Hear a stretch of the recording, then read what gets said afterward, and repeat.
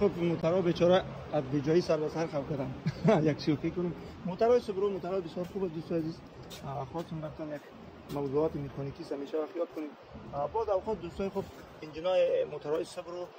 دو قسمت تقسیم شده. یک قسمت طرف راست است، یک قسمت طرف چپ است و مثل خورجینکی همون رقم سابقه ها میگفتن به حساب دیزاین شده و یا زیادتر والو کاور گاسکت های اینا لیک میکنه و همیشه وقت اسپورت پلاک ها رو خراب میکنن به یک دلیل بسیار زیاد که چون انجین هوار دیزاین شده اگر دو دیگه در سر میامد دو دیگه در زیر به این معنی که یک ماشین طیاره آورد. این دوستان دامیشون کشیدم.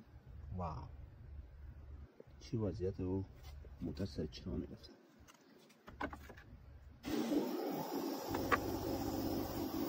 دوستان خود آسانه کنم و این اسپورت پلاک هایش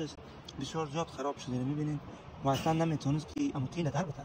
آفرین موتور راه میرفته و هم اسپورت پلاک دومیش و سومیش اشاره اسپورت پلاک های نو گرفتیم و بسیار زیادی چوت شده اسپورت پلاک ها چون جایش بسیار زیاد خیلی است و مسافت بسیار کم است وقتی پاکش کرد طول ما یک طولک بسیار خود در مسافت چیز چون مسافت بسیار کم است مسافت کم است بدیل شده و قسمت اسپورت پلاک ها بسیار زیادی چوت شده. در سوبرو رو بخیر بسم الله گفته صرف می‌زنیم چارانش می‌کنیم داش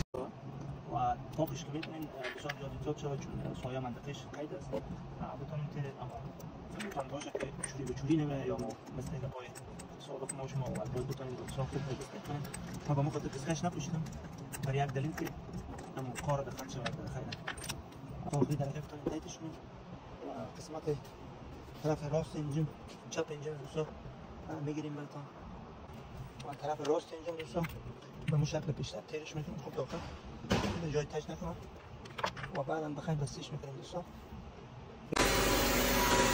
بیشتر میکنیم سولان یاش بسید بیشتر کنم باید حتما آرام میکنم این بخاطر که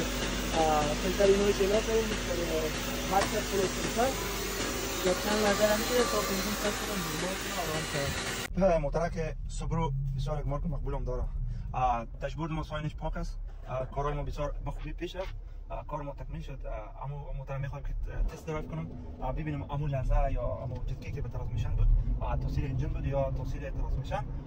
خوشبختانه امو داغنی بود بسیار خوب کردیم اسپارک پلاک یک دانش مسفای داشت امو بود که انجین امو لرزه ایجاد میکرد بعد اوقات کس فکر میکرد که ترانسمیشن است اما انجین ما یک خانش مسفای داشت موتور تست درایو داره موتور بسیار خوب و آرام و بسیار نرم میره کدام جدکی چیزی نداره دوستان عزیز همیشه وقت کار خوب بکنیم کسومران خوش باشد و یکی دیگه خداوند خوش باشد ولی چه دلیل که کار صادقانه ما شما میکنیم کار صادقانه هیچ موقع افسوسی نداره شما پرسیش خیلی میبینین و او از موتور خیلی میبینه همه تخت جوره یا جدا نجار چیز زنده باشید خدا حافظ شما.